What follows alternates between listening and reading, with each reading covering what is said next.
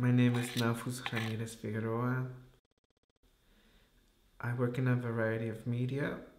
In the last few years, I got interested in styrofoam as a sculptural um, material. So I was interested in this material that can it be expanded so big and can take up so much space and is polluting, but at the same time is invisible in our culture. And also a material that easily loses its form, but also at the same time stays there for thousands of years on Earth.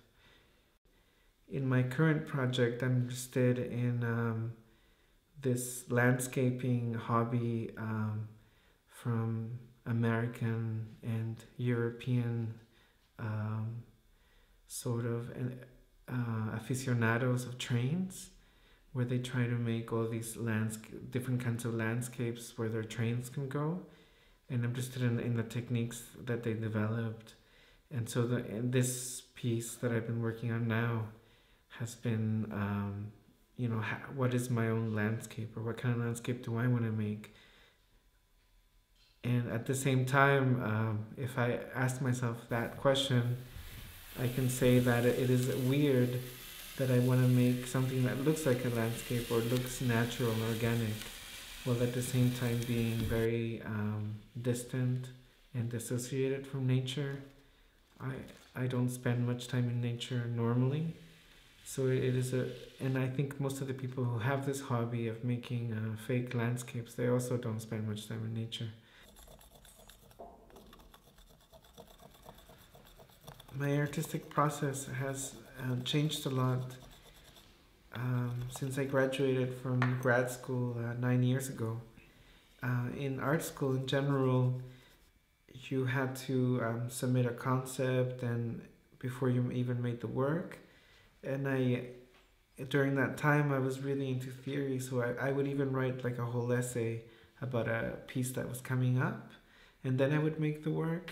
But maybe I'm just been rebelling in my studio because I really don't know what I'm making most of the time or what it really means. But then at the end, or when I'm coming near the end of the work, I'm like, oh, I think it's about that, and I think this is where this is coming from.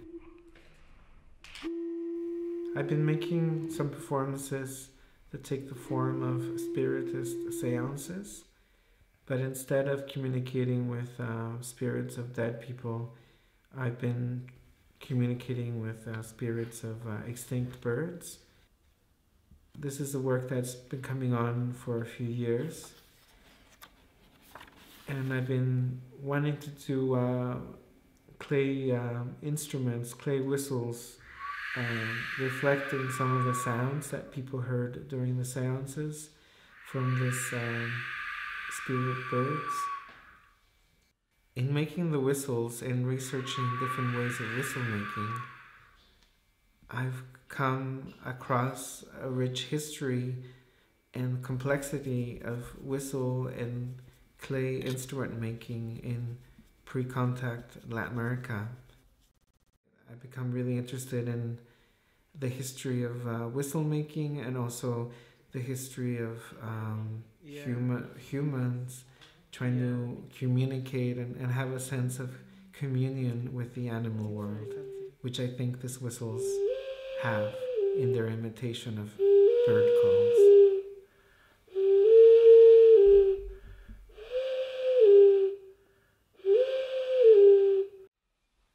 Even though I was born in Guatemala, I didn't live there or have much relation with the art scene until around 2009. And at first I wasn't sure what the relationship would be like, but it's really given me a lot. I do feel that making art in, where you're from is kind of a good thing, because you can kind of just make art and not have to be an ambassador all the time to whatever people think you are supposed to represent.